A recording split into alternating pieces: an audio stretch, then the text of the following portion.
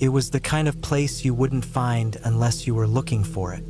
The old station sat at the edge of the forest, miles away from the nearest town, a relic of some long-forgotten era when the logging camps and mining operations nearby needed their own outpost for law enforcement. Now, it was mostly used as a remote substation, a place for deputies to file reports, take breaks, or crash for the night if they were too far from home. The county budget didn't see much reason to update it, so it remained as it had been for decades. Wooden walls darkened by age, a tin roof that rattled in the wind, and a single floodlight above the entrance that barely kept the darkness at bay. I had drawn the short straw that night. The shift rotation put me on duty at the station, alone, from sundown until sunrise. Most of the time, it was quiet. Maybe a passing driver would stop in to report a lost hiker or a suspicious noise in the woods. Maybe another deputy would swing by to warm up with a cup of coffee and swap stories before heading back on patrol. But mostly, it was just me, the creaking old building, and the endless dark pressing in from the trees. The rain had started around 9, light at first, then heavier, drumming against the roof and running down the fogged-up windows. I had set up at the desk near the only working radiator, my patrol car parked just outside under the dull glow of the floodlight. The station had a radio, an old landline phone, a few rusted filing cabinets, and a small cot in the back room for the rare times when deputies needed to catch a few hours of sleep. It wasn't much, but it was enough. The night dragged on slow, just the way I liked it. No calls, no emergencies, just the steady rhythm of the rain and the occasional crackle of static from the radio. I had started nodding off around midnight when I heard it, the first sound that made my skin crawl. Footsteps on the porch. Not the quick, hurried steps of someone running from danger. Not the casual, even stride of another officer stopping by. These were slow, deliberate. The boards groaned under the weight, bending just slightly as someone moved across them. I sat up straight, my heartbeat picking up. The floodlight outside should have cast a shadow, should have given me a glimpse of whoever it was. But from where I sat, I couldn't see anything past the edge of the window. I reached for my flashlight and stood, moving toward the door as quietly as I could. The station had a single entrance, a heavy wooden door with a metal push bar. I hesitated, listening. The footsteps had stopped. For a long moment, there was nothing but the sound of the rain. Then, a soft, slow tapping against the door. 3 knocks.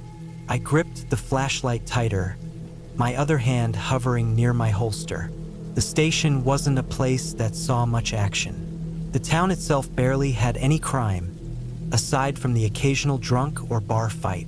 People didn't just show up unannounced, especially not in the middle of the night, especially not in weather like this. I stepped forward, flipping the latch and pulling the door open. Nothing. The porch was empty. The floodlight flickered, throwing shadows against the wet ground. Beyond it, the forest stretched out in every direction, the trees swaying under the weight of the rain. I stepped out onto the porch, scanning the area. The mud was thick, the ground slick, but there were no footprints, no sign of anyone. I swallowed hard and stepped back inside, locking the door behind me. Maybe it was the wind. Maybe a branch had fallen just right, making it sound like footsteps. Or maybe someone was out there watching. The radio crackled behind me, making me jump. Dispatch to Unit 12. The voice came through, slightly garbled. I grabbed the receiver. Unit 12, go ahead.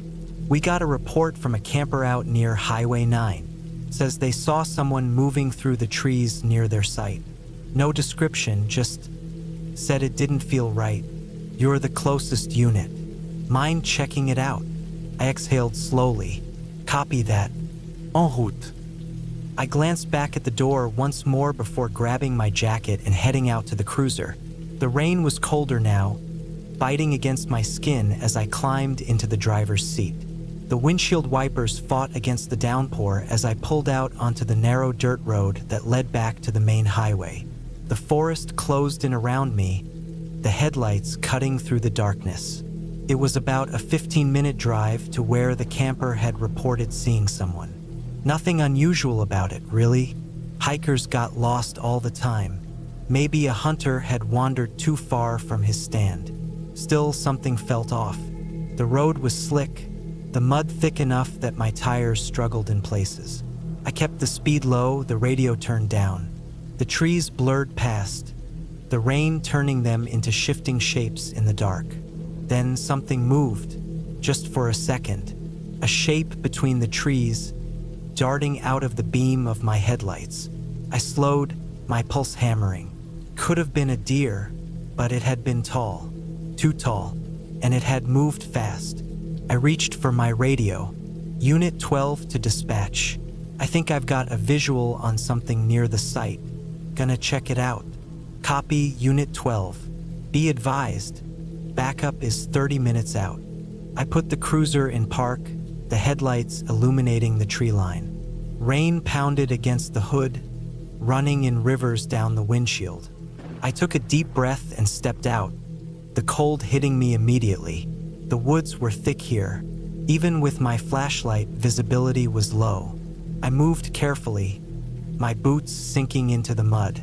The camper's site wasn't far, maybe 100 yards up the slope. I took another step, and then I saw them, standing between the trees, half hidden in the darkness. A man, soaking wet, dressed in dark clothes, motionless, just watching me. I raised my flashlight. Sheriff's Department. You okay? He didn't move, didn't speak, didn't react at all. Just stood there, head tilted slightly, like he was studying me. A sick feeling crawled into my gut. Something about the way he was standing, the way he was just there, in the middle of the rain-soaked woods, made every instinct in my body scream at me to leave. I took a cautious step closer. Sir, I need you to. The radio on my shoulder crackled to life, the sudden noise shattering the quiet. And in that instant, the man bolted. I barely had time to react before he was gone, disappearing into the trees like he had never been there at all. I cursed, running after him. My boots slid in the mud, branches whipping at my arms as I pushed forward. The flashlight beam bobbed wildly, catching glimpses of movement ahead. Then, just as suddenly as he had run, he stopped. I nearly skidded into him. He was standing in a clearing now, his back to me, shoulders rising and falling with slow, steady breaths. I reached for my radio again. Unit 12, suspect on foot, about 200 yards west of the campsite. And then, without warning, he turned. A face I didn't recognize. Pale, thin, hollow eyes locked onto mine. Then he smiled, a slow, unnatural smile that made my stomach drop. He took a step forward, and something inside me broke. I turned and ran.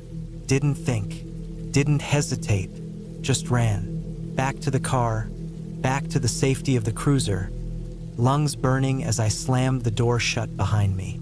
My hands shook as I grabbed the radio. Unit 12, request immediate backup. Now. I looked up, half expecting to see him standing in front of the car. But there was nothing, just the rain, the empty road, the endless dark. Backup arrived 30 minutes later. We searched the woods, but there was no sign of him. No footprints, no disturbed ground, nothing. I filed my report, tried to explain what I had seen, but the truth was I didn't know. All I knew was that I never wanted to be alone at that station again, and that sometimes, out there in the dark, there are things that don't quite make sense, and maybe they aren't supposed to.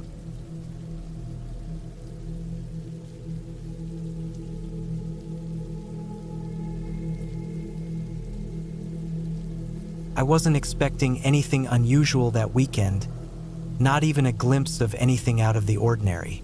It was a late autumn Friday in 2017 when I decided to take my old truck out for the drive up to the cabin. My cousin Charlie had invited me to spend a weekend with him hunting, just the two of us. We'd done it before, but this time felt different somehow. I can't explain why. The cabin stood alone on the edge of a small forest, nestled between rolling hills. It was one of those places where cell service didn't reach, and the air was thick with the smell of pine and damp earth. I was used to the solitude. We used to come here when we were younger, before life got in the way. As I turned off the main road and onto the gravel trail that led up to the cabin, I noticed how quiet it was. No birds calling, no rustling of animals in the underbrush. Just the hum of the tires on the road and the occasional crunch of gravel beneath them. I shrugged it off. Maybe I was just imagining things. Charlie was already there when I arrived. His truck was parked outside the cabin, the wood smoke curling up from the chimney. He was a man of few words, but I had always appreciated that about him. He handed me a cold beer without saying much, and we got to work unloading the truck. The night fell quickly, and the cabin was soon surrounded by darkness, the only light coming from the flickering flames in the fireplace. We sat inside, talking about the hunting trip, reminiscing about old times. But something about the cabin that night made me uneasy. It wasn't the crackling fire or the dim lighting that set me on edge. It was the stillness of everything around us. I hadn't been back here in a few years, but the feeling of isolation was sharper now. Later, after dinner, Charlie went outside to check the perimeter. He was always the one who took the lead on things like that, making sure everything was secure. He taught me how to hunt when I was younger, but I never really learned the ins and outs of survival the way he did. He was good at it, better than most people I knew. I stayed inside, nursing my beer, staring into the fire. The cabin was small, but it was cozy. A little too cozy for my liking that night, though. I couldn't put my finger on it, but something was off. I went to the window and peered out into the dark. The trees were still, and the only movement was the occasional sway of the branches in the wind. I scanned the area for a long time, but saw nothing. It wasn't until later, after Charlie came back inside and we settled down for the night, that things took a turn. We went to bed in the two small rooms upstairs, both tucked into thick quilts that Charlie's grandmother had made. The bed creaked as I lay down, staring at the ceiling, my mind racing. I didn't sleep much that night. The silence outside seemed too perfect, too empty. The next morning, we set out early to hunt. The sun was barely up, and the air was crisp, biting at our skin. Charlie led the way, his rifle slung over his shoulder, moving with that quiet confidence I admired. I followed behind, trying to shake the feeling that something was wrong. The woods around the cabin were dense, and the trails were faint. It was the kind of place that swallowed sound, where even the wind seemed to get lost. The trees stretched high above, their branches interlaced like an old, tangled web. Charlie didn't speak much as we walked, but I could tell he was scanning the area with that sharp eye of his, always alert. Around midday, we found a spot near a creek to rest.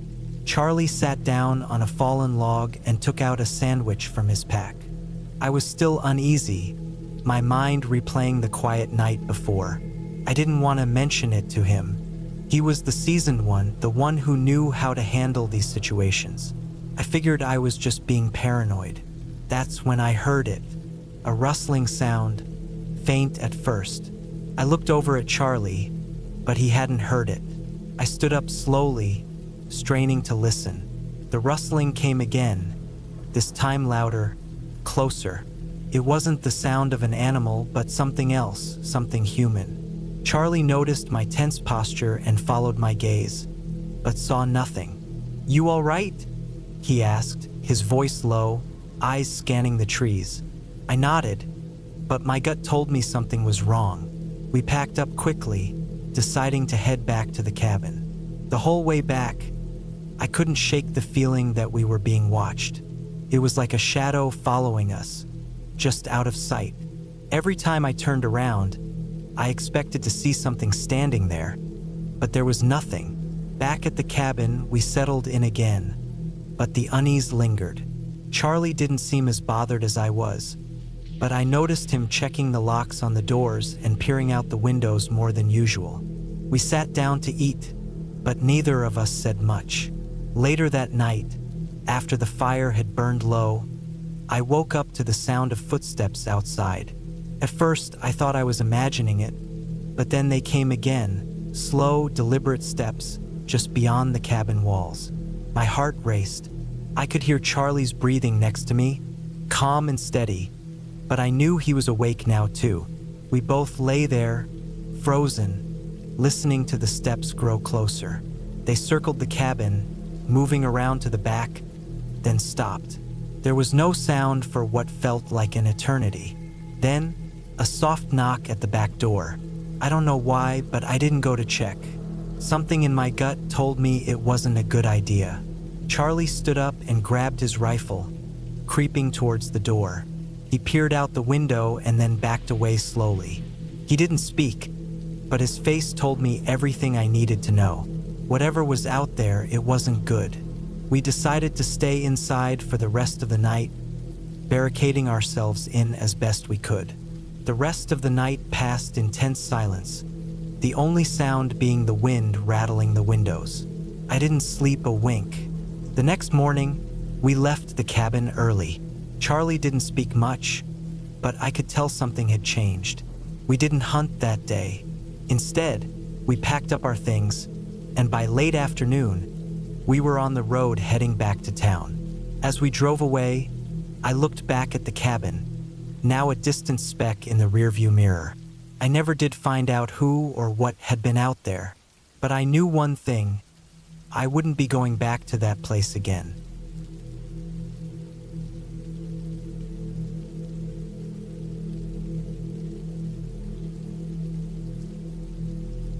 I've always found solace in the quiet, rolling hills of the countryside. My grandmother's farm cabin, tucked deep within a small hollow just outside the town of Ellsworth, was where I spent many summers as a child.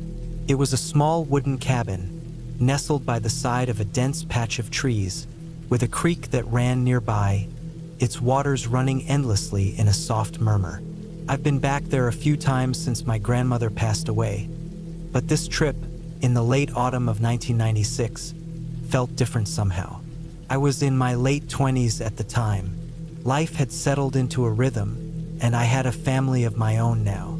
But there was something that called me back to that cabin in the woods.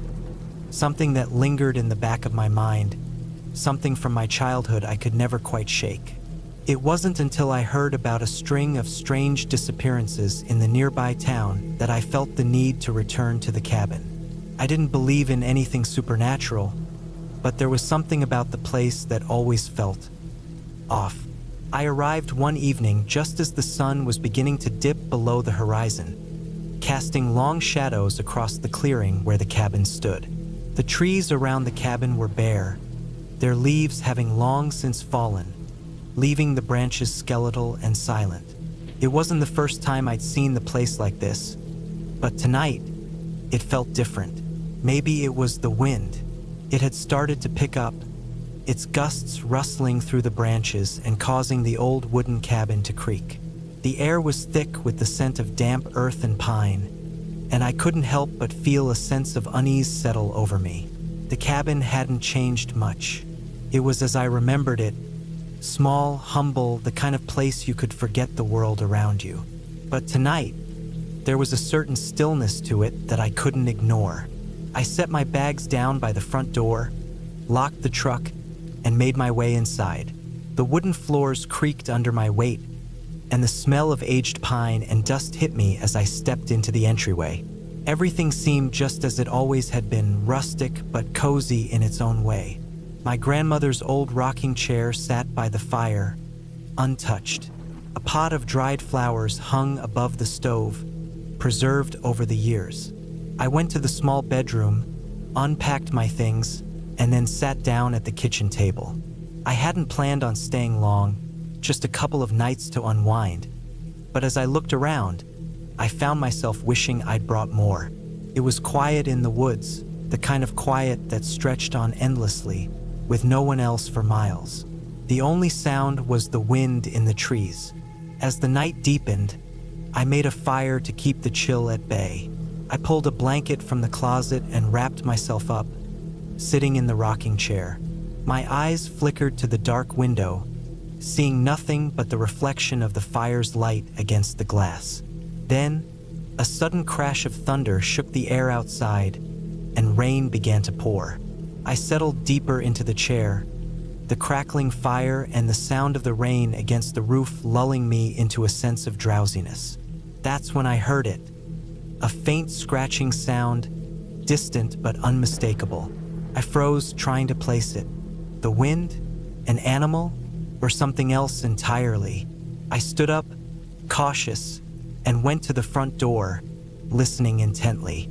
The scratching continued, now accompanied by a faint scraping noise. It was coming from the far side of the cabin, near the small barn I remembered from childhood. I stepped outside, umbrella in hand, and made my way to the barn in the heavy rain. The world around me was shrouded in darkness, save for the dim light from the cabin and the occasional flash of lightning. The barn loomed ahead, its wooden structure weathered by years of neglect. I approached it slowly, the wet ground squelching beneath my boots. The scratching sound grew louder as I neared the barn, almost frantic now. I stood in the doorway of the barn, scanning the interior. The air inside smelled of damp hay and rot. There was no sign of anything out of place. No animal, no person, just the shadows and the sounds of the storm. Just as I was about to turn back, I noticed something. On the floor, near the back of the barn, was an old wooden crate, half hidden beneath a pile of hay. I knelt down and pulled it out, the scraping sound still echoing in the distance.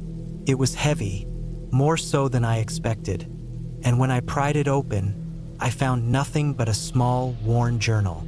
I turned it over in my hands, inspecting it. The cover was cracked, the leather faded with age. The pages inside were yellowed, but still legible. My curiosity got the best of me, and I began to flip through the pages, reading the scrawled handwriting. It didn't take long for me to realize what it was. A log of sorts, written by someone who had stayed at the cabin long before my grandmother's time. There were entries about strange noises in the night, things moving when no one was around, and a growing sense of dread. But what caught my attention was the final entry, the one that chilled me to the bone. Asterisk. There's something in the woods. I've heard it outside, near the creek. It waits for me at night, watching from the shadows. I know it's not just the wind or the animals. It's something else, something far older. Asterisk. The rest of the page was torn, as if someone had hastily ripped it out. The journal had clearly been hidden for a reason, and as I read the final words, I couldn't shake the feeling that someone, or something, had been keeping an eye on the cabin for years. I stuffed the journal back into the crate, my mind racing with thoughts. Could it be a joke? A tale to frighten someone? But the eerie scratching noise I had heard earlier, combined with the eerie feeling that had settled over me since I arrived, made it hard to dismiss. The rain had stopped, and the moon was beginning to rise, casting a pale light across the landscape. I decided to go back to the cabin, but as I turned toward the door, I saw something that made my blood run cold. A figure, standing just beyond the edge of the trees, near the creek. It was tall, unnaturally still. I couldn't make out any features, but the way it stood there, unmoving, made my heart race. I took a step back, eyes fixed on the figure. Then, in an instant, it was gone. I stood there for what felt like an eternity, my pulse pounding in my ears. I ran back to the cabin, locked the door behind me, and sat by the fire, trying to calm my racing thoughts. But I couldn't shake the image of that figure, standing silently in the darkness, waiting for something. The rest of the night passed in a blur. I kept my eyes on every shadow, every creak of the house, and when dawn finally broke, I breathed a sigh of relief. The daylight brought with it a sense of safety, but I couldn't ignore the unease that still clung to me. I stayed another day, but nothing unusual happened. The noises, the figure, the journal, they all seemed to be a figment of my imagination, stirred up by the isolation and the storm. By the time I packed up to leave, I felt more at ease, though I still couldn't shake the feeling that something had been watching me the entire time. As I drove away, the cabin disappeared from my rearview mirror, swallowed by the trees and the mist. I didn't tell anyone about what had happened, not even my wife, but I knew one thing for certain. I wouldn't be coming back to the cabin again. I don't know if it was just my mind playing tricks on me or if something truly was out there in the woods. But after that night, I learned to trust the feeling of unease, that instinct that tells you when something isn't right. The cabin in the hollow might have been a peaceful retreat for many, but for me, it would always remain a place of mystery, one that I never intended to return to.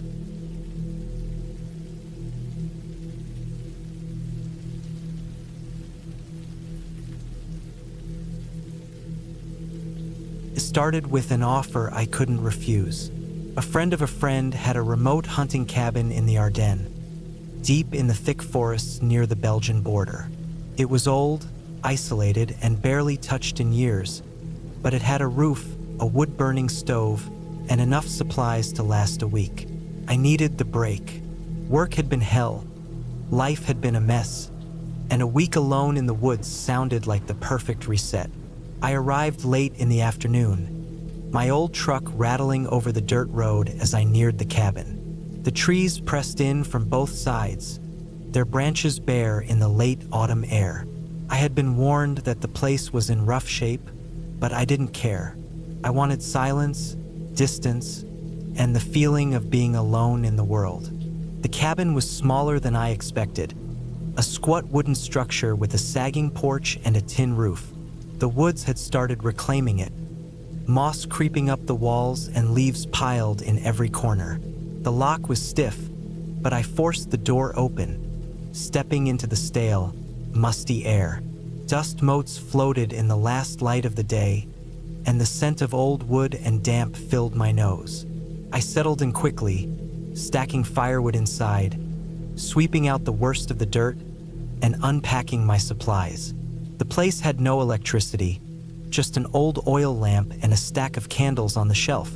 A rusted pump in the corner provided water, though it groaned like an old man with every pull.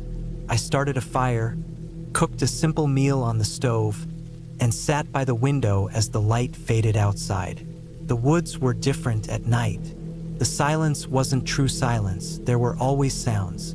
The wind whispering through the branches, the distant hoot of an owl, the rustling of unseen creatures in the underbrush. It was peaceful in a way, but also unsettling. I was dozing off in my chair when I heard it, a sound too big for the usual forest noises. Something moving through the trees, slow and deliberate. Not a deer, not a fox. Something heavier. The sound of twigs snapping underfoot carried through the night air. I sat up, every nerve in my body on edge. I had a rifle, but I had left it by the bed. Then it stopped. The forest went dead silent. The kind of silence that raises the hairs on the back of your neck. I strained my ears, listening, waiting. Nothing. I told myself it was my imagination. The woods play tricks on you. I closed the curtains, locked the door, and forced myself into bed. Sleep was uneasy. I woke up multiple times, convinced I had heard something, but the fire had died down, and the cabin was dark and quiet. Just the wind, just the settling of the old wooden walls. Morning brought a fragile sense of normalcy. I went outside, stretching in the cold air. The forest looked the same, but something felt different. I walked around the cabin, checking for animal tracks, but what I found wasn't animal. Footprints. Bare, human footprints in the dirt, circling the cabin. They weren't mine. I had been wearing boots. These prints were strange, the toes too long, the shape slightly off. My stomach tightened as I followed them. They came from the trees, circled the cabin several times, and then disappeared back into the forest. I told myself it had to be a trick of the light, some distortion in the dirt. But my gut knew better. Something or someone had been watching me while I slept. The day passed in a blur. I tried to shake the unease, chopping firewood, hiking a little deeper into the woods, anything to clear my head. But the feeling stayed, the sense of being watched, of something just beyond my sight. That night, I locked the door, kept the rifle close, and left the lamp burning low. I listened. I waited. The sound came again, closer this time. The crunch of leaves, the shift of weight on the old wooden porch. Then scratching, a slow, deliberate scraping against the cabin wall. I stopped breathing. My hands gripped the rifle so tight my knuckles ached. The scratching moved, traveling along the wall, stopping at the door. A long pause, then a knock, a soft, unnatural knock. I didn't move. The knock came again, harder this time. I wanted to scream, to yell out, to scare off whoever or whatever was outside. But my instincts screamed louder, stay quiet, stay still. The door handle rattled. Then slowly the knocking moved to the window. I couldn't see outside, the curtains were drawn, but I could hear it. Faint, shallow breathing. Then a whisper, my name, but not my voice. A twisted, garbled version, like something trying to shape the sounds but getting them wrong. I clenched my jaw, forcing myself not to react. Whatever it was, it wanted me to acknowledge it, to let it in. Hours passed before the noises stopped. I didn't sleep. I kept the rifle ready, waiting for dawn.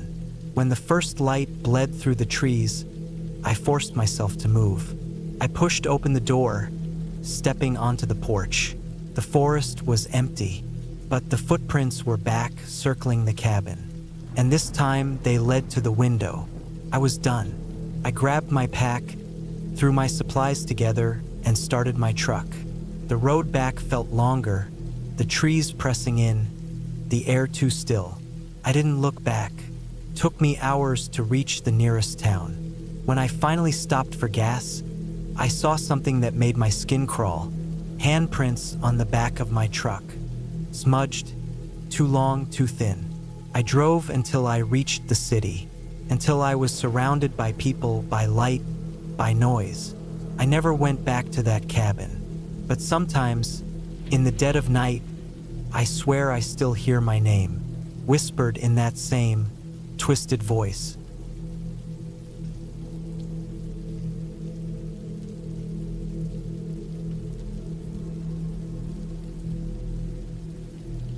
It was the first week of December when I made the decision to get away.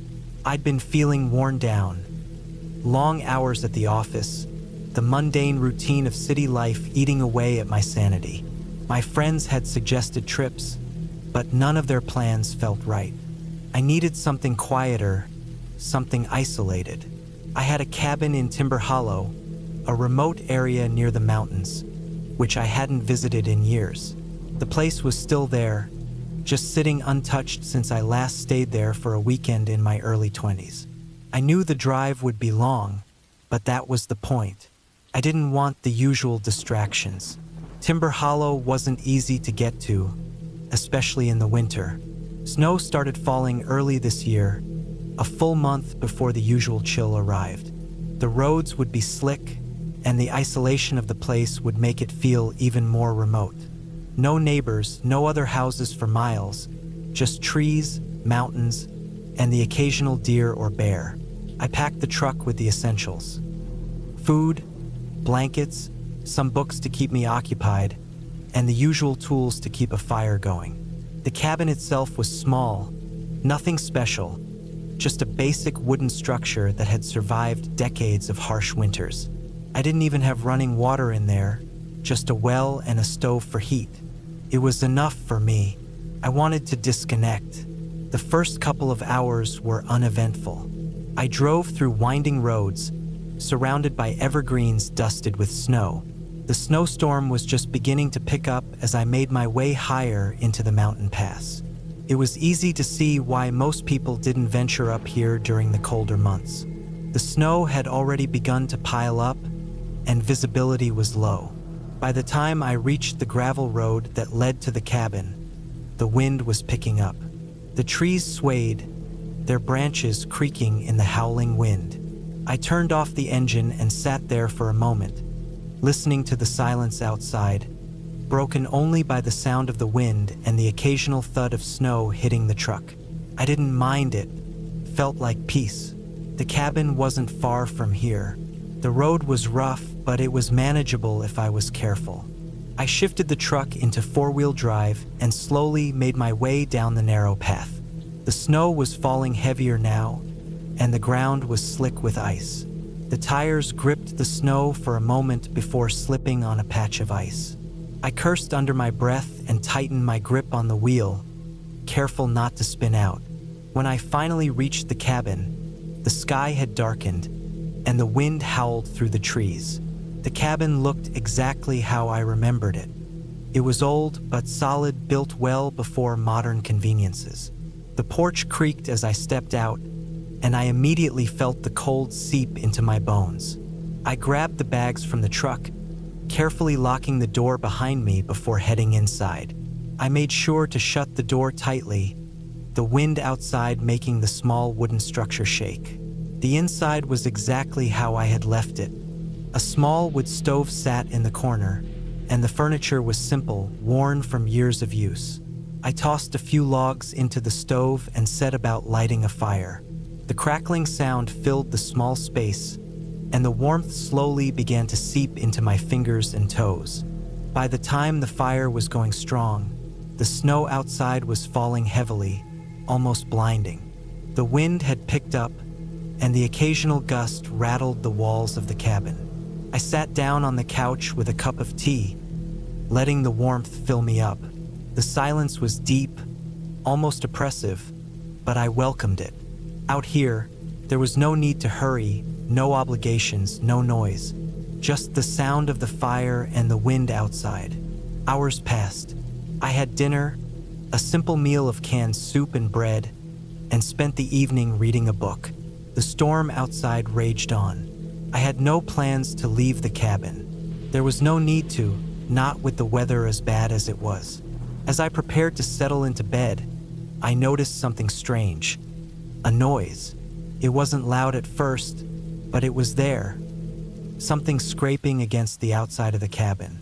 I paused, listening, but the wind outside made it difficult to tell if it was just the trees or something else. Maybe an animal, I thought.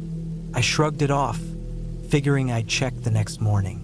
I settled under the thick blankets and drifted off to sleep. The next morning, I woke up to the cold, a chill creeping into the room. The fire had died down overnight, and the wind still howled outside. I rubbed my eyes and stretched, but as I stood, I noticed something strange. The door to the cabin had been left ajar. I never left the door open. The wind must have blown it open, I thought, but there was something unsettling about it. I couldn't shake the feeling that someone had been here. The scraping noise from last night ran through my mind again, and I walked over to the door to inspect it. There were no footprints in the snow outside, which didn't make sense. If the door had been blown open, the wind would have left some kind of trace. I closed the door carefully, double-checking the lock. The last thing I wanted was to feel vulnerable out here. The isolation of Timber Hollow wasn't something to be taken lightly. If something was out there, I'd be alone in dealing with it. The rest of the morning was uneventful. I spent my time chopping wood and gathering more supplies from the truck. The storm had eased a little, but the snow was still falling steadily, covering the world in a thick white blanket. The eerie silence that came with a heavy snowstorm was unnerving, but I was used to it. I worked through the afternoon, making sure to keep the fire going in the cabin.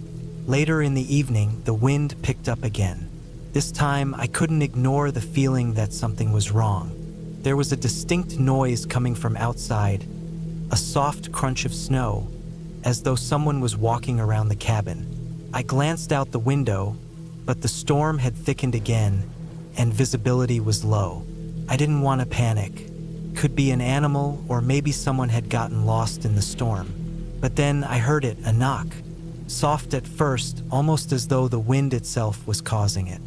But then, it came again, louder this time, from the back door of the cabin. My heart skipped a beat. I grabbed the flashlight from the table and slowly made my way to the back of the cabin. I stood still for a moment, listening, my breath catching in my throat. The knock came again, followed by a scrape of something against the wood. It was too deliberate to be the wind. I didn't know what to do. My first instinct was to grab my phone, but the signal was unreliable in this area. There was no one nearby who could help me. I was completely alone. The knock came again, and this time, I couldn't ignore it. I moved cautiously toward the door, every muscle in my body tense. I held the flashlight out in front of me, my hands shaking. The door creaked open slowly, revealing nothing but snow and darkness. I stepped outside, shining the flashlight around the yard. There was nothing, no sign of anyone. Just the swirling snow and the ever-present wind. I stood there for a moment, my breath visible in the cold air.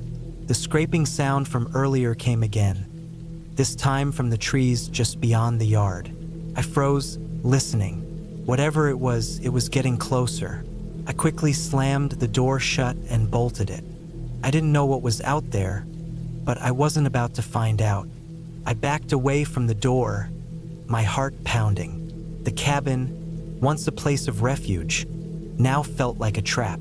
I couldn't shake the feeling that someone, or something, was watching me.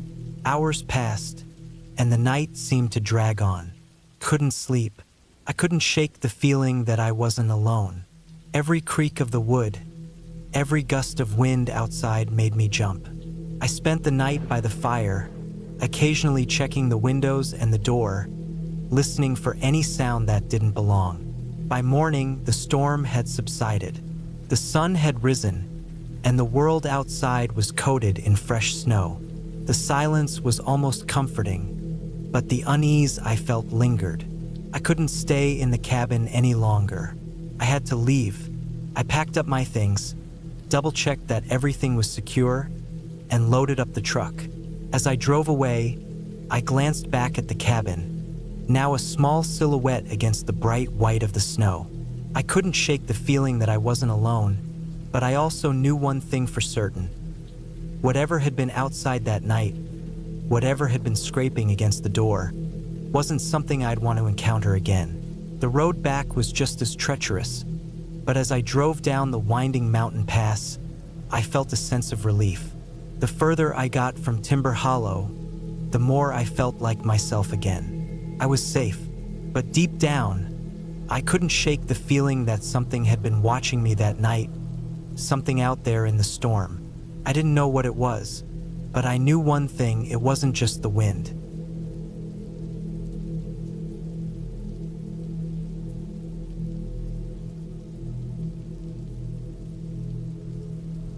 The rain had been falling nonstop for hours.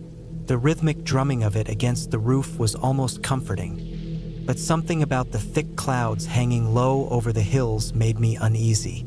I had been driving all day, winding my way through the Appalachian Mountains, the kind of place where the trees seemed to reach out for you, where the world felt a bit too old, too still. I arrived at the cabin late, the sun already gone, swallowed by the storm. The wooden structure stood out against the surrounding wilderness. Old, weathered, but solid. The kind of place where you could imagine a person spending years without seeing another soul. The kind of place people went to disappear. The place belonged to a friend of my father's, a man named Hank. I didn't know him well, but my dad had always spoken highly of him. After my dad passed a few months ago, I got a letter from Hank saying I was welcome to stay in his cabin for a few days if I needed a break. At the time, I thought it would be a good idea to get out of the city, clear my head. But as I pulled into the long gravel driveway, A shiver ran down my spine. The cabin was surrounded by trees, thick and dense, the kind that blocked out the sky and left everything bathed in a dim, greenish light. I parked the truck in front and grabbed my things, the heavy duffel bag weighing me down. The rain had soaked through my jacket and jeans by the time I made it to the front porch. I wasn't sure what I expected when I knocked, but there was no answer. The door was locked. A single key sat under a rock near the porch steps, exactly where Hank had said it would be in his letter. It was an old brass key, smooth and worn from years of use. I slid it into the lock, the door creaking open with a groan, and stepped inside. The cabin smelled like old wood and leather, earthy and musty. The floorboards creaked beneath my feet as I looked around. It was sparsely furnished, with just a few mismatched chairs and an old stone fireplace. A large rug covered the floor in front of it, faded but still soft. To my left, a small kitchen area was separated by a counter, the cabinets and appliances as old as the cabin itself. There was no electricity here, just a gas stove and oil lamps scattered throughout. I dropped my bag by the door and closed it behind me.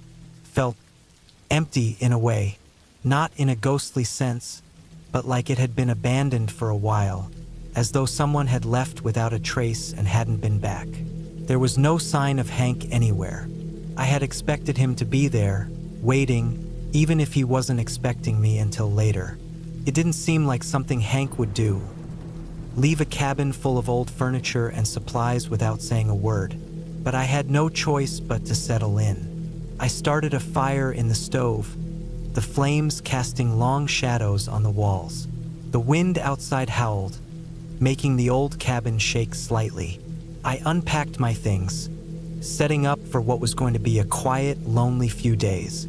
The storm seemed to be getting worse. Every so often, I'd hear something tapping against the windows, though the rain was coming down so hard that I couldn't tell if it was just the wind or something else. The night stretched on, and by the time I crawled into bed, the storm had reached a fever pitch. I lay there listening to the wind, the trees scratching at the roof, and the occasional creak of the cabin's walls. It wasn't until I started to drift off that I heard it. A faint thudding sound came from outside, from the woods. I wasn't sure what it was at first. Maybe a deer, maybe a bear, but the thudding didn't stop. It was rhythmic, slow, and deliberate, like someone was walking around the cabin. My heart skipped a beat. I had no idea who could be out there. Hank was the only person who knew I was coming, and even he had been quiet for days. I rolled out of bed and crept to the window, peeking out between the slats of the blinds. There was nothing to see, just the blur of rain and trees, but the sound kept going. Top, top, top. I don't know why, but I felt an overwhelming urge to go outside, to check. Maybe it was the silence that followed the thudding, or maybe it was the feeling of being watched. Either way, I grabbed the flashlight from my bag and opened the door, stepping out into the downpour. The night swallowed me whole. The rain hit my face in sheets, and the flashlight beam cut through the darkness in jagged strokes. My feet sank into the muddy ground as I moved around the cabin, the only sound being the pounding of the rain and the occasional rustle of branches in the wind. I didn't know what I was looking for, but I had to know what was out there. I rounded the back of the cabin, my flashlight revealing nothing but trees and thick underbrush. There were no footprints, no signs of anything unusual. But then I saw it. At the far edge of the clearing, just barely visible through the storm, there was a figure, a man, standing perfectly still. I froze. My heart slammed against my chest. I couldn't tell if he was looking at me or not, but the way he stood there, motionless, made my skin crawl. I thought about calling out, but something in my gut told me not to. Instead, I turned and ran back to the cabin, slamming the door behind me. I locked it, and I waited.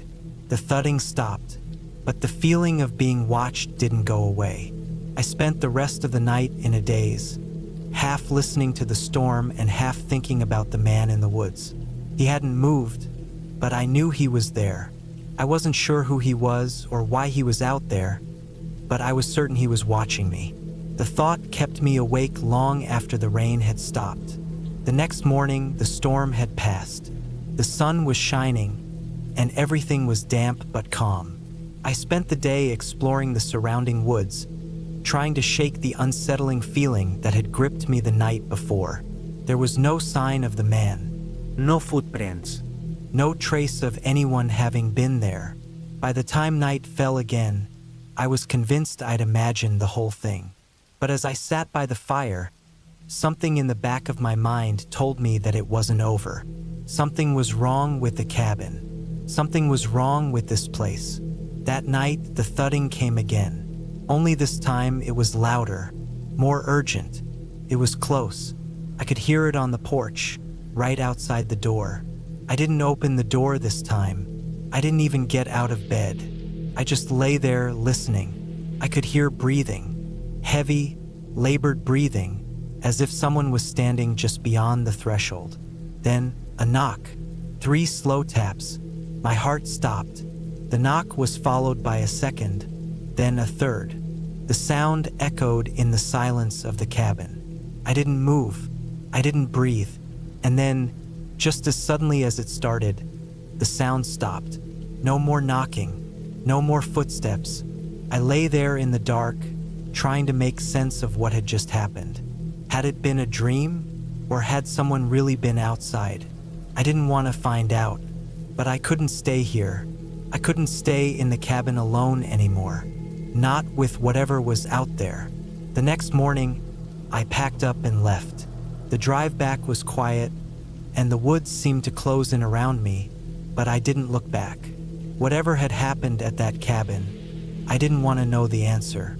I didn't want to know who had been knocking on my door in the middle of the night. The strange thing is, I never saw Hank again. I went back to the cabin a few months later, but it was empty, completely abandoned. The place hadn't been touched since the day I left. I couldn't explain it, but somehow, I knew I wouldn't be the last to come across that cabin. Something about it, something about the woods, made it feel like it was waiting for someone else. Maybe it always had been.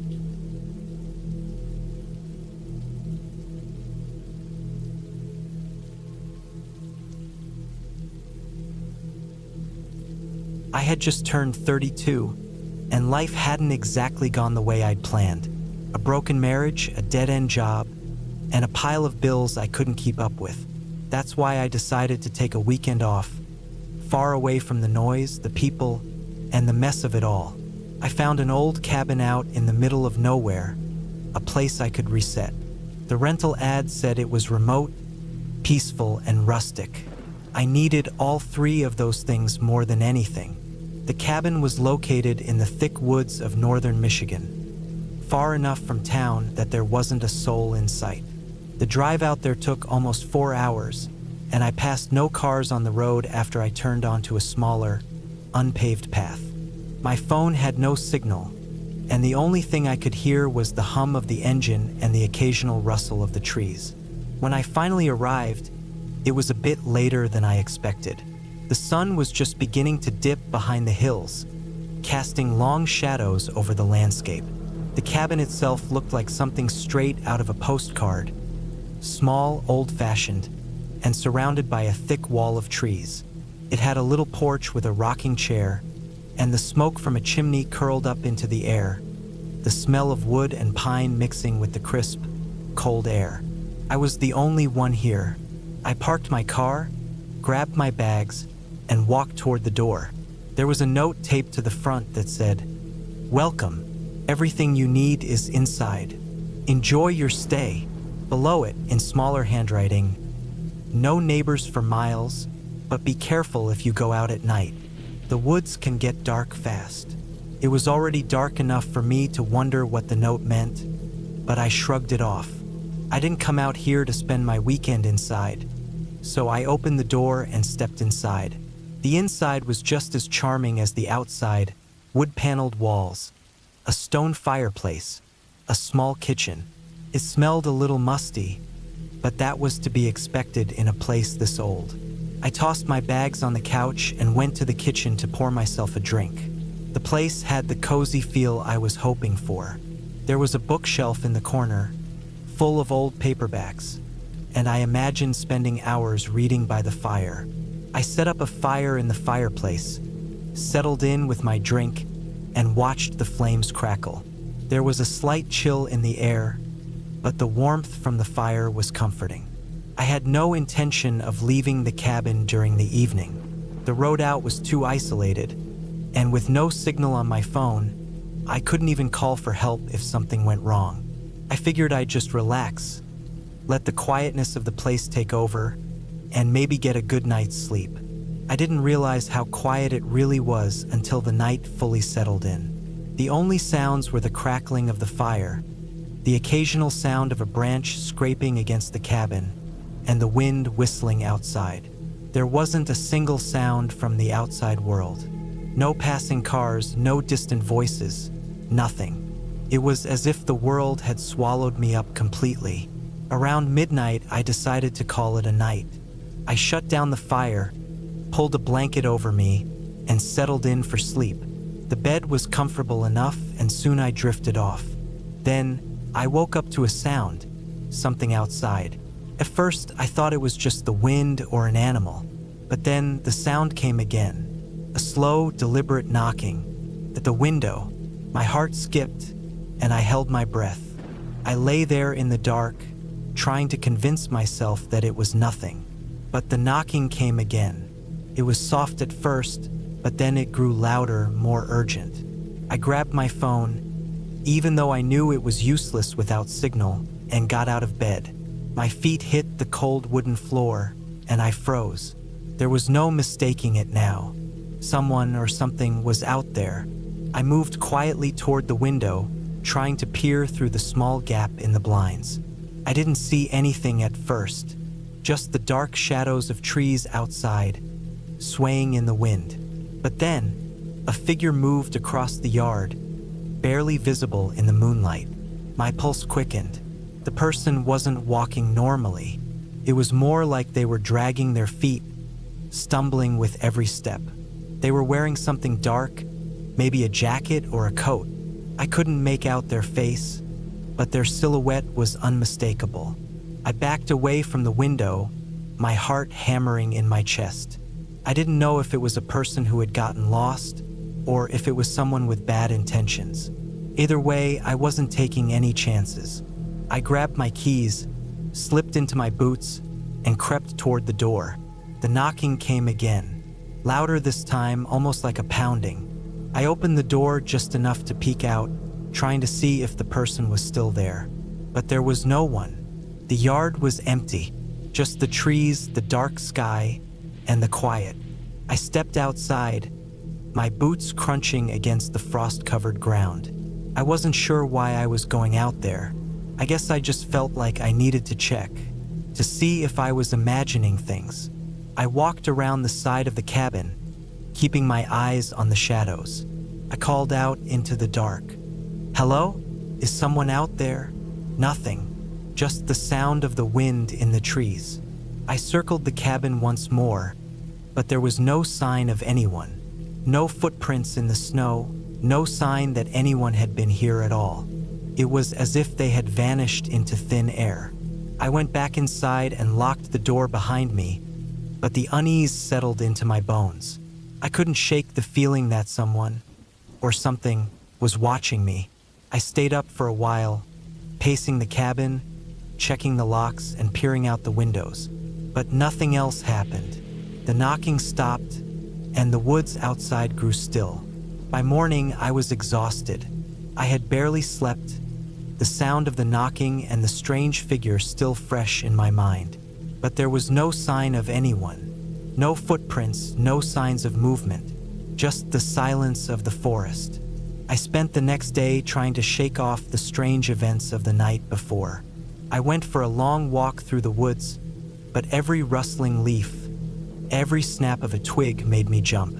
I kept checking behind me, half expecting to see someone following me, but there was no one. That night, I decided to try and sleep through it. The knocking hadn't come back, and the sun had set without incident. I tried to convince myself that it had just been my imagination. I pulled the blanket over me, closed my eyes, and tried to block out the sounds of the wind outside. Then, just as I was starting to drift off, there it was again. A knock. This time, it wasn't at the window, though. It was at the door. I froze, my heart racing. I had locked the door before bed. No one could have come in without me hearing it. The knocking came again. I stayed still for what felt like hours, not daring to move. I wasn't sure if I should look or if I should just hide. Then, a voice. "I know you're in there." It wasn't a voice I recognized. It wasn't a friend. It wasn't anyone I knew. "I know you're in there," the voice repeated, more forcefully this time. "Let me in." I could hear the desperation in their voice, but it wasn't the kind of desperation that made me want to help. It was the kind of desperation that made me want to run. I stayed quiet, not moving. I didn't know what to do. The only thing I could think of was to call the police, but I didn't have any signal. I had nothing but the fear and the silence of the woods. Then the knocking stopped. The silence was thick, oppressive. I waited, unsure of what to expect. After what seemed like an eternity, I heard the sound of footsteps retreating, slowly at first, and then faster, as if someone was running away. I stayed inside for the rest of the night, listening to the wind, to the sounds of the woods, waiting for the knock to come again. But it didn't. By morning, the figure was gone. There were no signs of anyone being around. No footprints, no broken branches, nothing. I didn't stay another night. I packed up my things, left the cabin, and drove back home, feeling a weight lift off my shoulders as I left the isolation behind. I don't know who or what that was out there, but I wasn't going to stick around to find out. I never went back to that cabin, and I never will. There's a reason the woods are quiet at night, because not everything that lives in them is friendly.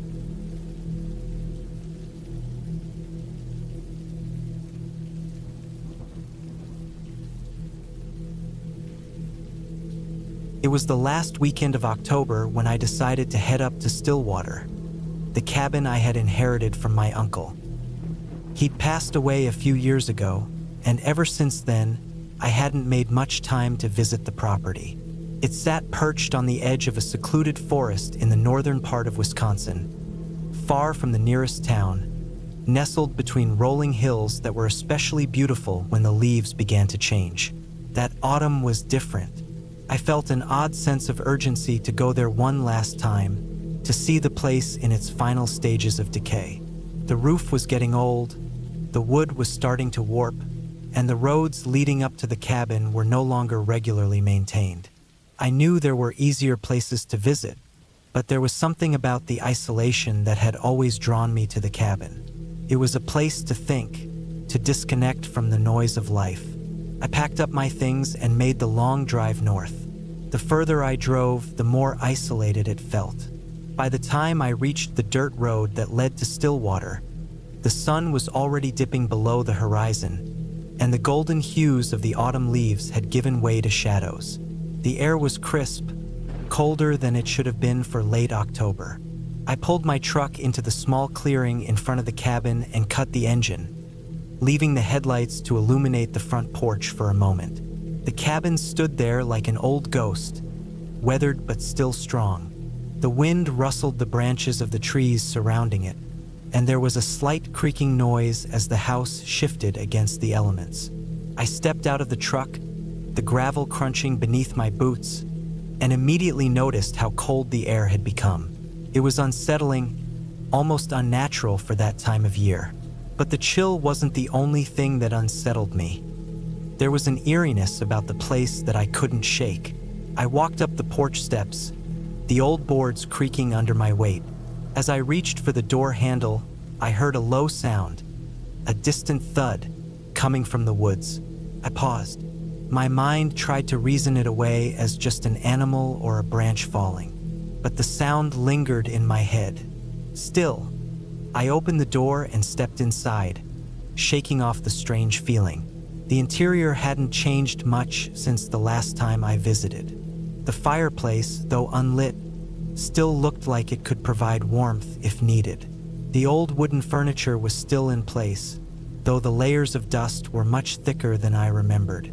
I flipped the light switch, and the bulbs flickered to life, casting long shadows that stretched across the walls. I set my bags down and moved to the kitchen, checking the cupboards for anything my uncle might have left behind. He was never the type to hoard things, but I figured there might be some canned goods or a bottle of whiskey tucked away somewhere. The shelves were mostly empty except for a few old coffee mugs and a single, unopened bottle of brandy. I took it, along with some water, and made my way to the living room. It was then that I noticed something else. The windows, which had once been clear, were now covered in grime, the view outside obscured. I walked over to one of the windows and wiped away the dirt with the sleeve of my jacket. As I looked out, the landscape before me seemed to stretch out endlessly. The woods were thick with trees, their leaves nearly gone, leaving behind barren branches. It was hard to see through the darkness that had already fallen, but something about the scene felt wrong. The wind had stopped, and there was an unnerving stillness, a quiet that felt unnatural for a forest.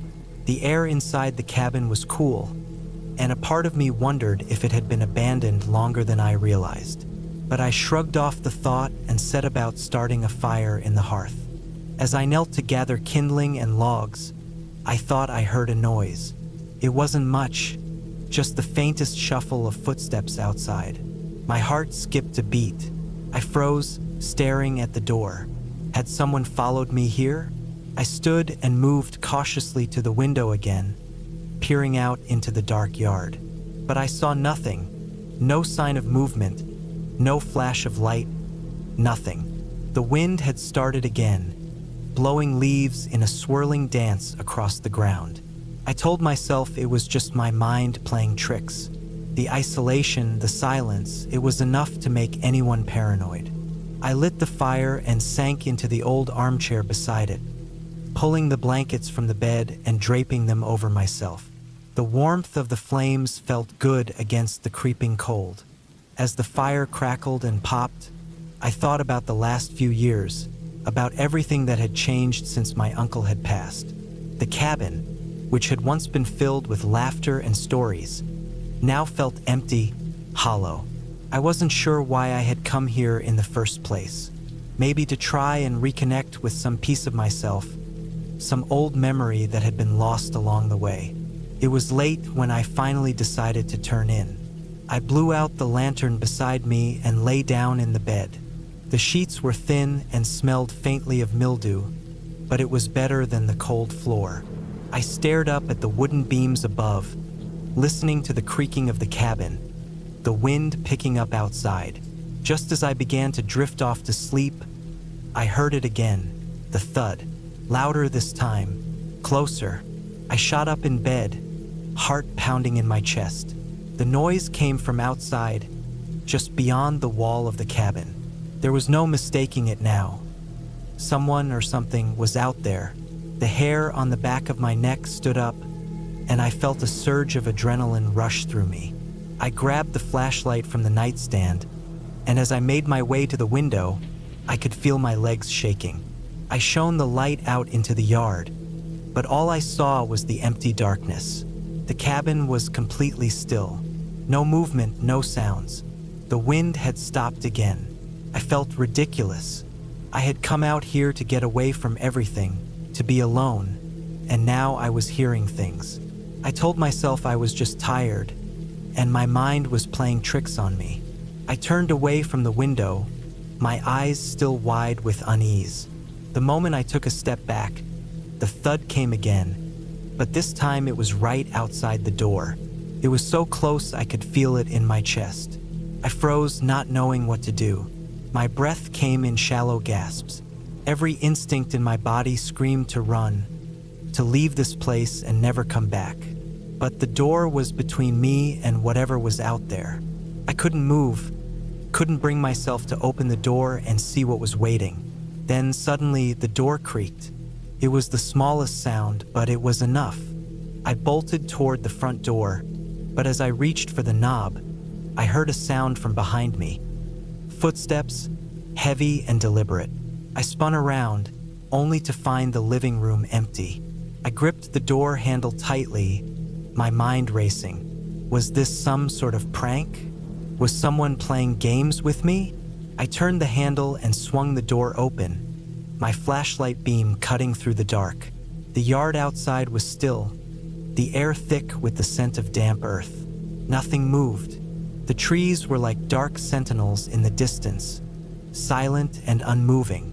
But there, in the middle of the yard, was a figure. A man standing completely still, facing the cabin. I couldn't move. My eyes locked onto the figure. I don't know how long I stood there, just staring. The man didn't move, didn't even acknowledge my presence. He was just there. I don't know what I was thinking, but the instinct to survive kicked in. I slammed the door shut, bolted it, and grabbed the phone from the table. The signal was weak, but I tried anyway. Nothing. I couldn't get through. I looked back at the window, hoping to see him leave, but the figure was still there, rooted to the spot. The night passed slowly, and I didn't sleep. I didn't even dare go near the windows.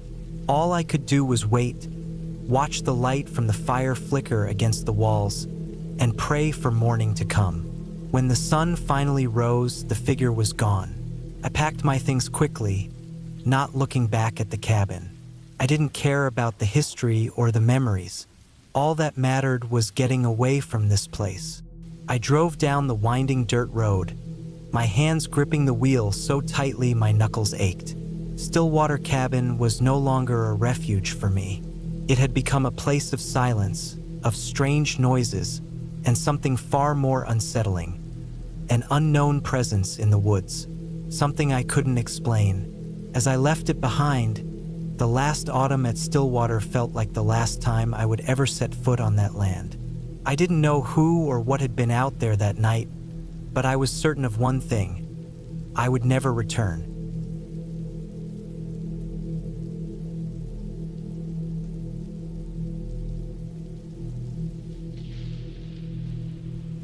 The rain hit the cabin in sheets, and the sound of it pounding against the roof almost drowned out the crackle of the fire in the hearth. The small log cabin I had rented for the weekend was supposed to be a peaceful retreat.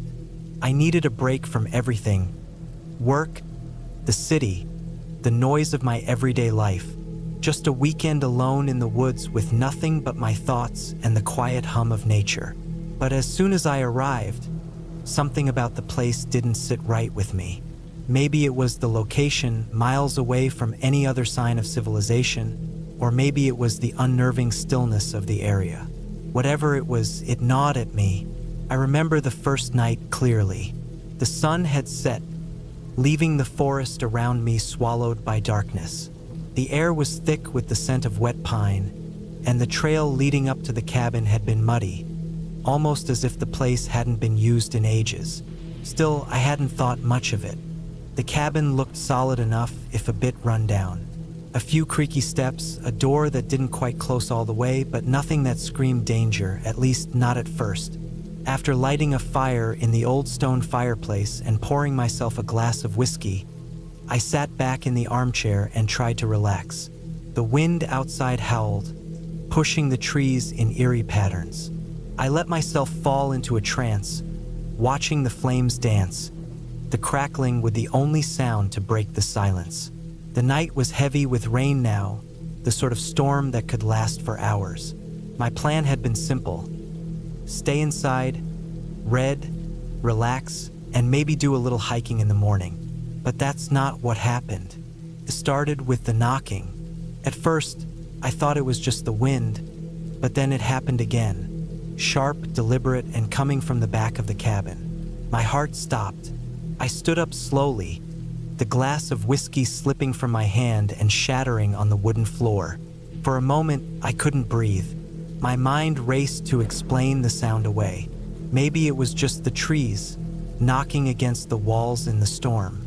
That's all. But when the knocking came again, I felt a chill seep into my bones. I grabbed the flashlight from the kitchen counter, my hands trembling, and made my way to the back door.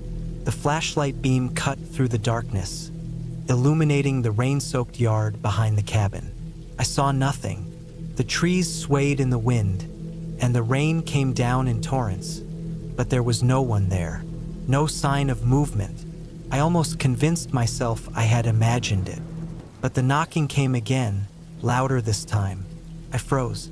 It was coming from the window now, right next to where I stood. Without thinking, I opened the door. Outside, the rain pummeled me, and I had to squint through the sheets of water. The beam of the flashlight barely reached past the porch. The woods stretched out in all directions, endless and silent, save for the rain. But then I saw it, a figure, standing just beyond the edge of the cabin's yard. I couldn't make out any details, just a vague silhouette in the dark, tall and thin. The air seemed to grow colder. I called out, but the wind swallowed my words. "Hello," I said again, my voice sounding weak in my own ears. The figure didn't move. A sinking feeling settled in my stomach. My first instinct was to slam the door shut, lock it, and never open it again. But something held me in place. I couldn't look away from the figure. It was as though I was waiting for it to move, waiting for some signal that would make sense of the scene. After what felt like an eternity, it moved. Not quickly, but slowly, deliberately. Took a step forward, and I flinched. The figure's head tilted, as though it was examining me. Then it turned and disappeared into the dark forest, leaving nothing but the sound of the rain and my racing heart behind. I didn't know what to think. I didn't know if I should feel relieved or terrified. Part of me wanted to believe it was just a person, maybe a lost hiker or someone looking for shelter. But something deep inside me told me that wasn't right. It wasn't natural, the way it stood there without saying anything, without reacting. It was too quiet, too still. I backed away from the door, locked it quickly, and retreated to the small bedroom at the far side of the cabin. I tried to sleep, but every time I closed my eyes, I saw the figure standing there, watching. The wind howled, the storm raged outside, and I couldn't shake the feeling that something was very wrong. The next morning, the rain had let up, though the sky remained overcast and gray. I spent the day trying to push the previous night's events out of my mind. I went on a long walk through the woods, the wet ground squelching under my boots. There was a strange sort of beauty to the forest, the way the mist clung to the trees and the air was thick with the smell of earth and rain. But every step I took, I felt as though I was being watched. It wasn't just the lingering memory of the figure, it was something else, something that I couldn't explain. I tried to enjoy the day, but the uneasy feeling wouldn't leave me. I spent the rest of the afternoon inside, pacing the cabin, staring out the window at the dense forest that seemed to stretch endlessly. Every now and then, I would glance at the back door, half expecting to see that figure again, but there was nothing. The rain had stopped, but the woods were still silent, too silent. That night, I decided to lock up early and get some rest. I lit the fireplace again, hoping the warmth and the crackling fire would bring some comfort, but the room felt colder than before. The storm had passed, but something about the cabin remained off, as though it was holding a secret I couldn't uncover. I had barely gotten comfortable in bed when I heard it again. The knocking, but this time it was coming from inside the cabin. My heart skipped a beat. The sound was unmistakable, sharp, deliberate, and coming from somewhere just outside the bedroom. I froze. I didn't move a muscle, listening intently. The knocking continued, slow and steady, as though someone was tapping their fingers on the wood. But there was no one there. I had checked every room before locking the door. I wasn't sure if I should investigate or if I should run. My mind raced as the knocking grew louder, more insistent, echoing through the cabin. Then it stopped. I waited for a long moment, holding my breath, listening. The silence that followed was deafening. My muscles tensed, and I reached for the flashlight, my hand shaking as I flicked it on. The beam cut through the dark, casting long shadows across the room. But again, there was nothing. No movement. No sign of anything unusual. I slowly made my way to the door, my heart pounding in my chest. As I opened it, I scanned the hallway, but everything seemed normal. The house was silent. I was alone, or so I thought. Suddenly, the door to the living room creaked open, and I froze, my blood turning to ice. My heart pounded in my chest, and I could barely breathe. A shape stood in the doorway, a figure taller than any normal person, its form too thin to be human. It was standing right there in the living room. I couldn't move. My body was paralyzed with fear. The figure took a step forward, its head jerking toward me, its eyes wide and blank, as though it was searching for something. I couldn't make out the details, it was just a shape in the dark. But I could feel it, the presence, the heaviness in the air. It wasn't a person. It wasn't anything I could explain. And then it spoke, in a voice that was not a voice at all. Just a low hum, like the sound of a breeze moving through a hollow tree. I didn't wait to hear any more. My legs moved before I could think. I ran out the back door into the rain, not caring about anything except getting away from that cabin. I don't remember how far I ran, but I didn't stop until I found a small dirt road. There was a truck there, and I flagged it down, begging the driver to help me. They took me to the nearest town, and I stayed there for the rest of the night, not going back to the cabin. The next morning, I called the authorities, but by the time they arrived, there was no sign of the figure, and the cabin had been untouched, just as I had left it. I never went back to that cabin. I don't know what I saw, but I know it was real. The feeling of being watched, the knocking, the figure in the dark. It all felt too real to be a dream or my imagination. Maybe it was something I'll never fully understand, but one thing is certain. That cabin was not as abandoned as it seemed, and I'll never forget the terror I felt that night.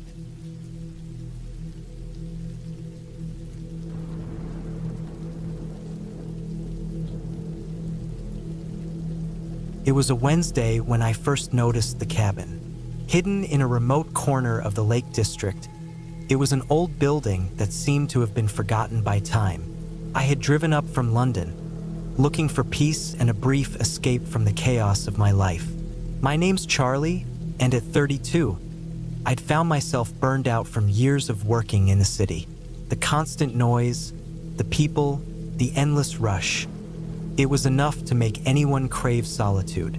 The cabin I'd rented was nestled in the valley of a small, unmarked hill, with only a narrow gravel road leading to it. The brochure had described it as rustic and charming, though now that I stood before it, I could only think of the word isolated. The roof was sagging slightly on one side, and the wooden beams of the walls were weathered by years of rain and wind. Still, it had a certain charm to it, like an old forgotten place, a relic of a simpler time. I wasn't exactly expecting luxury, but I had hoped for a cozier, more inviting atmosphere.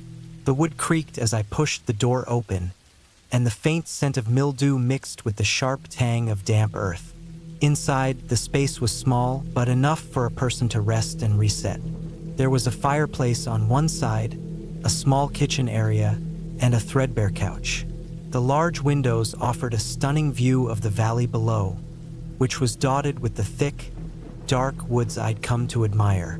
I unpacked my bag, set my things down in the corner of the living area, and took a moment to look out at the misty hills that surrounded the cabin. It was eerily quiet, the kind of quiet that felt almost oppressive, like the land itself was holding its breath. By nightfall, the mist had thickened, and the light from the setting sun was barely enough to push through the clouds. It was the kind of evening where you could hear every rustle of the trees, every branch that shifted in the wind. I made a small fire in the stove and set about making something simple for dinner. There was nothing fancy in the cabin, just canned soup and some bread, but it felt like the perfect meal for the night ahead. I hadn't come up here to enjoy fine dining. I'd come for quiet, for solitude, and for a break. As I ate, I noticed something strange. There was no sound from outside, no movement in the woods.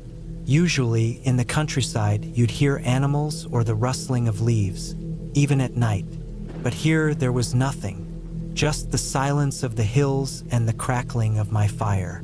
I didn't think much of it at first, chalking it up to the isolation of the place. But as the hours passed, the silence began to feel oppressive. I finished my meal and decided to go for a walk before it got too dark. The door creaked loudly as I stepped outside, the cold air hitting my face like a slap. The woods were just as still as they had been earlier. The only sounds I could hear were the occasional flutter of wings as birds took off into the sky. I walked along a narrow path, lined with gnarled trees that seemed to close in around me. It was peaceful in a strange way, but something gnawed at the back of my mind. Something wasn't right. I made my way to a small clearing near the edge of the woods, where I could see the faint outlines of hills stretching out beneath the cloudy sky. The view was breathtaking, and for a moment, I stood there, soaking in the beauty of the landscape. But then I saw him. At first, I thought it was just my eyes playing tricks on me, a shadow among the trees. But no, there was definitely someone there. I froze. The figure was standing just at the edge of the woods, barely visible through the thick fog. His shape was tall and thin, and though I couldn't make out details from this distance, I could feel the weight of his presence. He wasn't moving, but I could sense his eyes on me, watching. My heart began to race. There was no reason for anyone to be out here at this hour in this weather. This cabin was isolated, miles away from the nearest village, and yet there he was. I hesitated for a moment, unsure of what to do. Part of me wanted to call out to ask if he needed help, but another part of me, a deeper primal instinct, told me not to. I turned and walked quickly back toward the cabin, my feet crunching against the gravel, my eyes still on the figure. He didn't move, not even a step forward. He just stood there in the fog, as still as the trees around him. When I reached the door, I didn't pause to open it. I shoved it open and slammed it shut behind me, locking the bolt. I was breathing heavily now, my hands trembling. It was as if I had been holding my breath for too long, and now I was gasping for air. I stood by the door for a moment, listening. All I could hear was the pounding of my heart. I tried to calm myself. There had to be a logical explanation. Maybe it was a local who had been out for a walk. But the more I thought about it, the more unsettling the encounter became. Who would be out here at this hour? And why had he been so still? Why hadn't he approached or said anything? I didn't know, but I didn't want to find out either. I stayed inside for the rest of the evening, reading a book by the fire and trying to push the image of that man from my mind. But no matter how hard I tried, his figure lingered in my thoughts, like a shadow that wouldn't leave. Around midnight, the wind picked up, howling through the trees. The cabin groaned with each gust, but the fire still crackled in the hearth, giving off a comforting warmth. I had almost drifted off to sleep when I heard a noise. It was faint at first, a scratching sound, like someone dragging their nails across the wood. I sat up straight, heart racing again. The sound came from the back of the cabin, where the small wooden porch was. My mind raced. Who could it be? Was it the man from earlier? Had he followed me? I grabbed a flashlight from my bag and slowly made my way to the back door. The scratching stopped. I hesitated, the beam of the flashlight trembling in my hand. Then I opened the door. The porch was empty. Nothing but the swirling fog and the dark shadows of the trees. I stepped outside cautiously, scanning the area with the light, but saw nothing. There was no sign of anyone, no trace that someone had been there at all. Just the stillness of the night. I let out a breath I hadn't realized I was holding. It was nothing, probably just a branch or an animal. The wind was playing tricks on me. I turned back to go inside. But then, as I turned the handle of the door, I saw something. The man was standing in the woods again, closer this time. I could see his face, or rather, what should have been his face. It was pale and distorted, like a mask pulled too tight.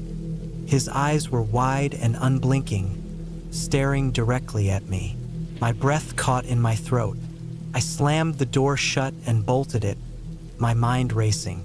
What the hell was going on? Who was that? Why was he watching me? I had to leave. I had to get out of here, but I couldn't. The storm outside had intensified, and the road leading back to the village was nothing but a muddy, winding path. There was no way I could drive through that, not in this weather. And besides, it was too late. The man, whoever he was, had made sure I was trapped. I spent the rest of the night locked inside the cabin, unable to sleep. I kept the lights on, the fire burning bright, and I didn't dare venture outside again. The figure in the woods never returned, but I couldn't shake the feeling that he was still out there, watching, waiting for me to make a mistake. The next morning, the storm had passed. The sky was clear, and the fog had lifted. The world outside looked calm again, peaceful even. But I couldn't forget what had happened. As I packed my things and prepared to leave, I noticed something odd. A single muddy footprint outside the cabin door. It wasn't mine. I left the cabin that day, not once looking back. I didn't care if it was just a coincidence, or if my mind had played tricks on me. The fear had gripped me too tightly. It had taken hold of my soul.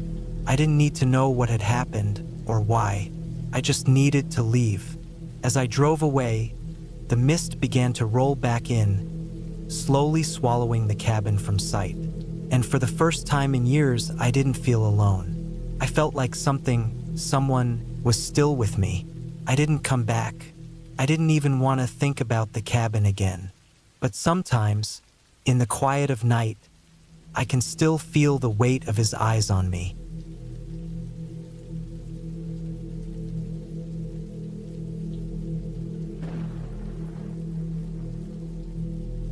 I never should have taken the job. That thought sat heavy in my chest from the moment I stepped out of my truck and smelled the thick scent of damp earth, the scent of the graveyard. It was the winter of 2014. I was 36, divorced and barely scraping by.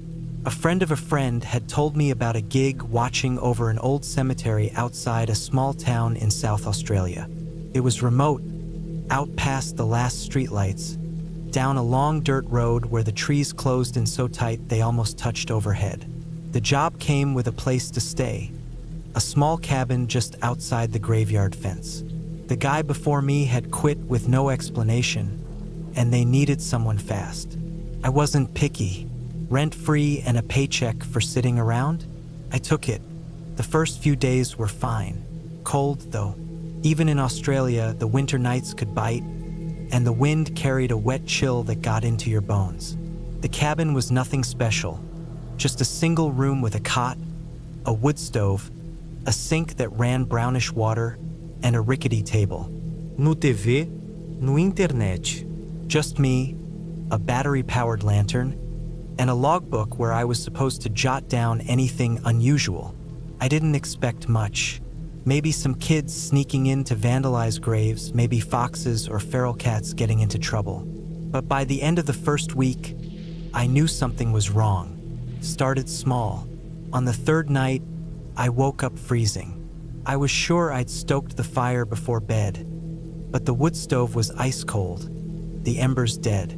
I got up, relit it, and went outside to grab more firewood.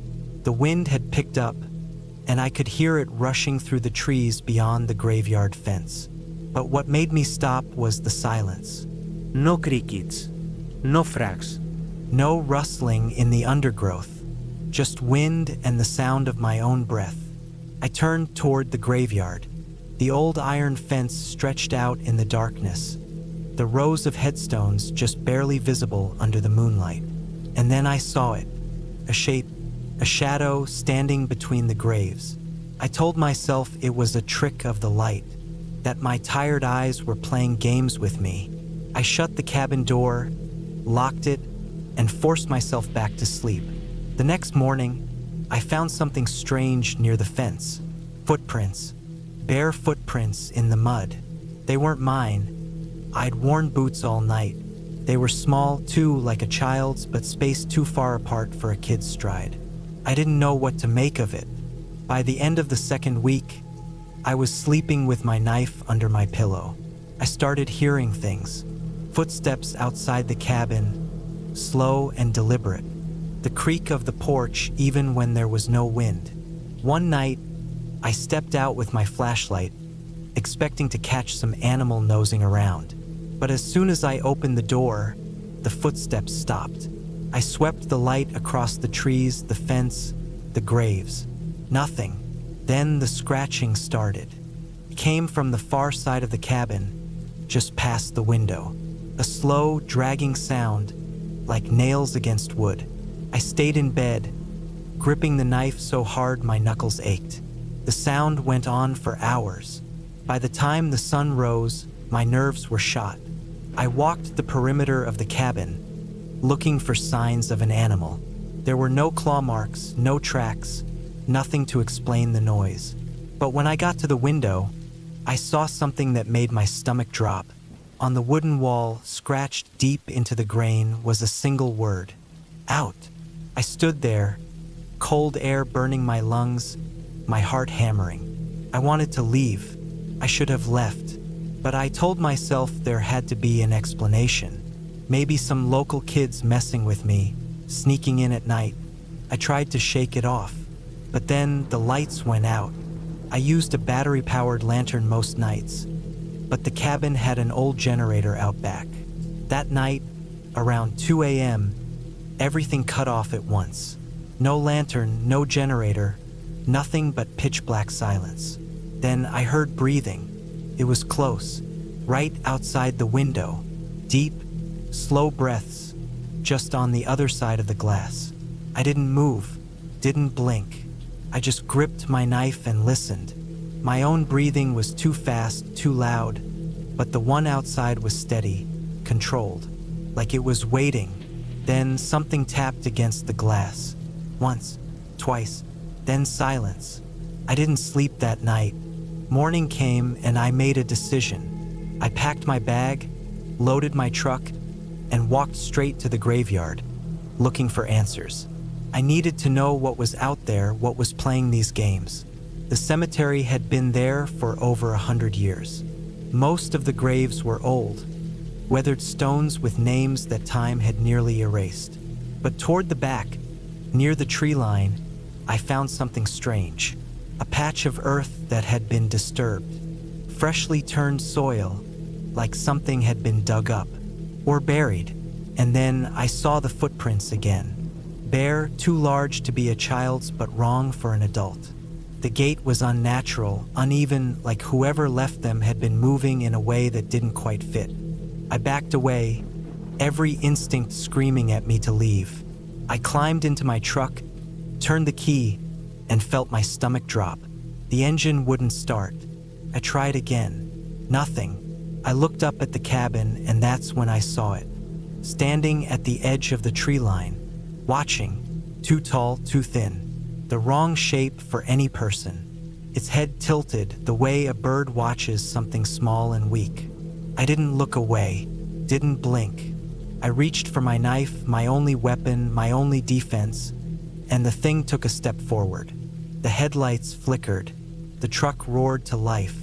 I slammed it into reverse, dirt spraying behind me as I sped down that winding road, past the trees, past the graves, past the thing that stood watching. I didn't stop. I didn't look back. By the time I reached town, the sun was rising, the world normal again. I didn't tell anyone. Who would believe me? I just handed in my keys, muttered something about the place being too quiet for me, and left. I don't know what I saw out there, but I know one thing. The next person who takes that job won't last long.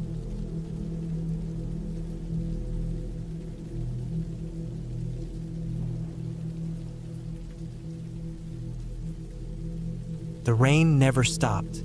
It fell in thick sheets, pounding the roof with a relentless rhythm. The sky above was a dark, murky gray, swirling in every direction. I didn't know how I had ended up here, at this remote cabin in the middle of nowhere. No phone signal, no one for miles, just me and the deafening silence of the forest. The kind of silence that feels unnatural. It was supposed to be a weekend getaway, a break from everything, but now it felt more like a trap. The cabin was small, built from thick logs with windows so old that the wood had warped and cracked over time. It had the kind of rustic charm that made you think of warm fires and cozy nights, the kind of place you'd imagine spending a weekend to unwind. But there was no warmth here. The fireplace had long since stopped working, and the only light came from the dim, flickering bulbs overhead. The air was musty, smelling of mold and stale wood. The furniture was old, mismatched, and looked like it had been picked up from an estate sale decades ago. I had driven here in the dark, a small SUV packed with my things, hoping for peace. The place was supposed to be secluded, a hidden gem that no one else knew about. A friend of a friend had recommended it. But now that I was here, I felt like I had made a mistake. The road leading to the cabin had been rough, uneven, and covered in layers of mud and fallen branches. I was exhausted, barely able to keep my eyes open, and the only thing keeping me awake was the sound of the storm outside. The storm, that's what I kept telling myself. It's just the storm. But as the night deepened, I started to feel something more, something I couldn't explain. I tried to shake off the unease. I told myself I was just paranoid. After all, I was alone in the middle of nowhere, and being alone had a way of making you see things or hear things. It was all in my head. I threw another log on the fire, even though the fireplace didn't seem to do much to warm up the cabin. The room felt colder by the minute. I wrapped myself in a blanket and settled into the worn armchair by the fire, trying to ignore the nagging feeling that something wasn't right. I wasn't sure if it was the isolation, the storm, or just my overactive imagination. I had always been prone to anxiety, and the quiet seemed to heighten it. But then there was the noise. It started as a soft sound, barely noticeable at first.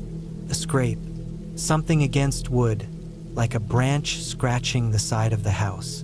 I didn't think much of it at first.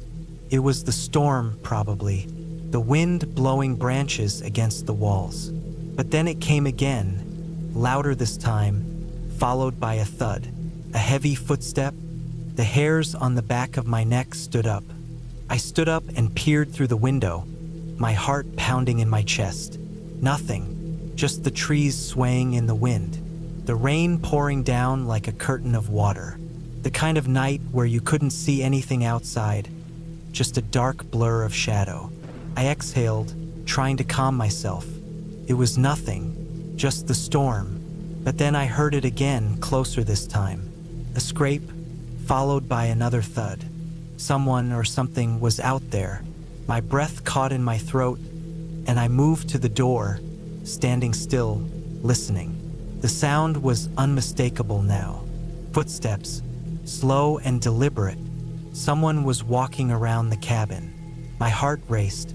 My first instinct was to grab the phone and call for help. But then I realized that I had no signal. No one was coming. I was alone. The footsteps stopped, but I didn't dare move. I stood by the door, holding my breath. My mind raced, thinking of all the possibilities. A lost hiker? A fellow camper? Someone who had gotten lost in the storm? But why hadn't they knocked? Why hadn't they called out? I moved away from the door slowly, backing up to the far corner of the cabin, my eyes scanning every corner. The shadows seemed to shift, moving in unnatural ways. My mind was playing tricks on me. The cabin was old, and the wood creaked with every gust of wind. That's all it was, just the wind. But then I heard it again. This time it wasn't a thud. It was a voice, low, gruff, barely audible over the rain. I froze, my breath catching in my throat. The voice was muffled, but it was unmistakably a person. There was no mistaking it. Someone was out there, speaking softly, too softly for me to make out the words. My pulse quickened as my mind raced through possibilities. Was it a neighbor? Had someone else come to take shelter from the storm? But there was no other house for miles, just the forest. I stood there for what felt like an eternity, unsure of what to do. Should I open the door? Should I confront whoever it was?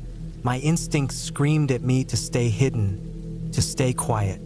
My hand trembled as I reached for the knife that was tucked into the drawer of the kitchen. It was a dull blade, but it would have to do. I crouched down, watching the door.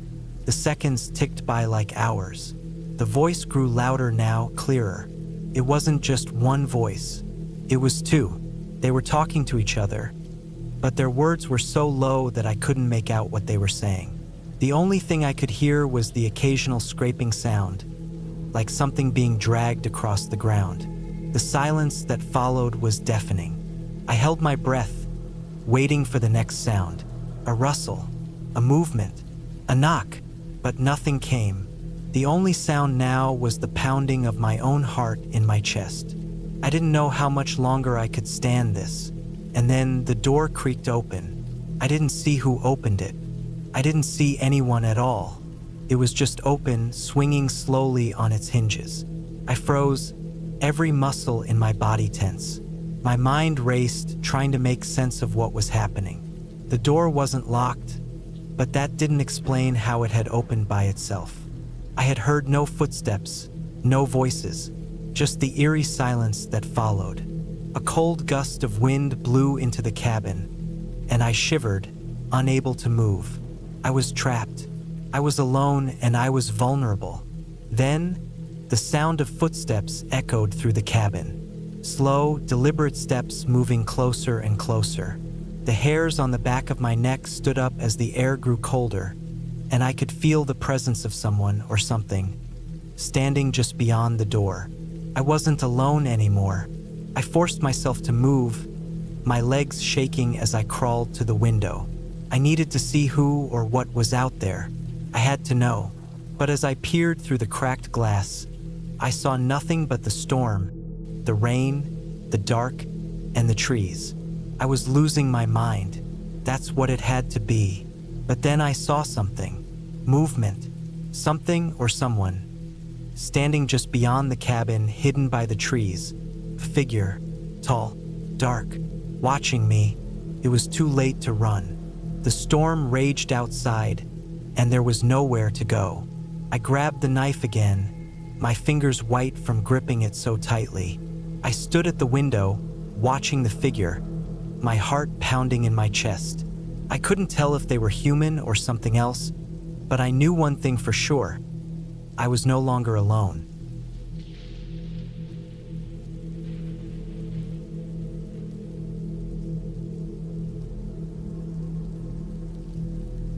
It was late November when I took the night shift at the ranger station. The rain had been falling since the evening, a steady, droning downpour that made everything outside look slick and black. I sat inside the cabin, an old wooden structure that smelled of damp wood and mildew, the kind of place that felt forgotten even when you were inside it. I had taken this job mostly because I needed time away from everything. My old life in the city felt distant now, a blur of mistakes and regret that I didn't care to think about. Here, in the middle of nowhere, I could exist without anyone bothering me. The station was small, just a single room with a cot in the corner, a desk with an old radio, and a stove that barely worked. The generator in the back hummed, keeping the single bulb overhead flickering like it couldn't decide whether to stay lit or not. I had been staring out the window, watching the rain cut through the dark, when I saw the headlights. Two beams moving slow along the muddy road that led up to the station. My gut tightened, No one ever came up here this late, not unless they were lost or in trouble. The vehicle stopped about 30 yards from the station. Pickup truck. Old, maybe 90s. The engine cut off, and for a moment nothing happened. The rain slapped against the hood, streamed down the windshield. I squinted, trying to make out who was inside, but the rain made everything a blur. Then the driver's side door opened. A man stepped out, tall, dark jacket. He moved stiffly, like he was hurt. He stood by the truck for a moment, just standing there in the rain. Something felt wrong. I grabbed my flashlight and stepped onto the porch. The air was cold and smelled like wet pine. "You all right?" I called out. He didn't answer. He just stood there. The rain poured off him, his jacket shining under the weak light from the cabin. Then, after what felt like forever, he turned back toward the truck, reached inside, and pulled something out. Tarp. Took me a second to understand what I was looking at. The way it sagged in the middle, the way he struggled with the weight. My stomach clenched. It was a body. My mind locked up. The rational part of me wanted to believe it was something else. Camping gear, supplies, but I knew. I knew from the way he moved, from the effort he put into pulling it from the truck bed. He wasn't in a hurry. He wasn't panicking. He was just doing it, like this was normal for him. I stepped back into the doorway, my heartbeat slamming against my ribs. The man dragged the tarp into the trees, disappearing into the dark. I could hear him moving through the brush, the crunch of wet leaves beneath his boots. I didn't move. I stood there, flashlight still in my hand, gripping it so hard my fingers ached. The rain kept falling. Minutes passed. Then I heard him coming back. He walked out of the woods, his jacket streaked with mud, his face unreadable. He climbed into the truck, started the engine, and backed up, his tires slipping in the mud. The red taillights cast long shadows across the trees as he turned back toward the road. And then he was gone. Couldn't breathe. Couldn't think. I forced myself to move, stepping out onto the porch, shining my flashlight toward the trees where he'd gone. The beam caught movement, branches shifting where he'd passed through. I had two choices. I could stay inside, pretend I saw nothing, wait for morning, or I could go look. My legs felt numb as I stepped off the porch and into the trees. The mud sucked at my boots as I walked, following the path he had taken. The flashlight beam jittered over the ground, over fallen branches, over patches of dead leaves glistening with rain. And then I saw it, the tarp. It was half covered in mud, the rain already working to bury it. I stood there, breathing hard, the sound of rain filling my ears. Then I stepped closer. My hands shook as I crouched, reaching for the edge of the tarp.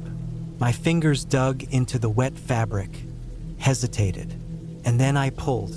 The smell hit me first. Rot. I gagged, stumbling back, my foot slipping in the mud. I caught myself, heart hammering, eyes locked on what I had just uncovered. A face, pale, bloated, mouth slightly open, eyes milky and lifeless.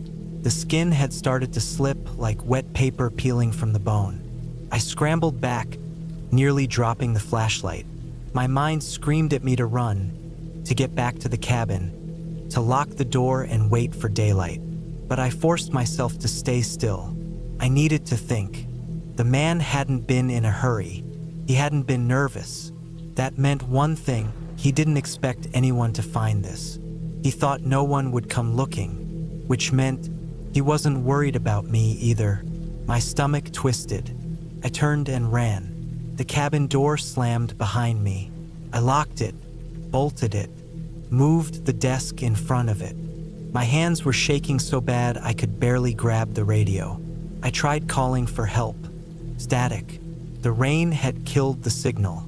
I stood there, breathing hard, staring at the door. The weak light above me flickered. Then the sound came, not from the radio, from outside. Footsteps, slow, deliberate, moving through the mud, circling the cabin. He knew I had seen. My heart pounded so hard I thought it would break my ribs. I grabbed the fire poker from beside the stove, gripping it with sweaty hands. The footsteps stopped. Silence. The generator flickered. The light dimmed. Then something scraped against the door. A long, slow drag of metal against wood. I didn't breathe. I didn't move. The rain pounded on the roof.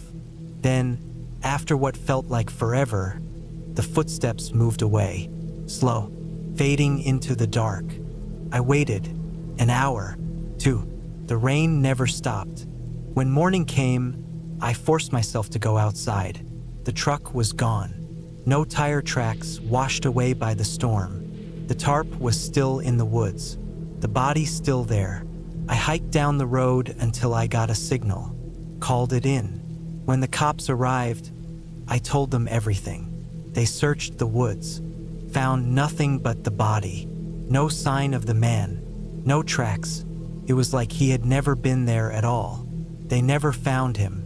And I never went back to that station again.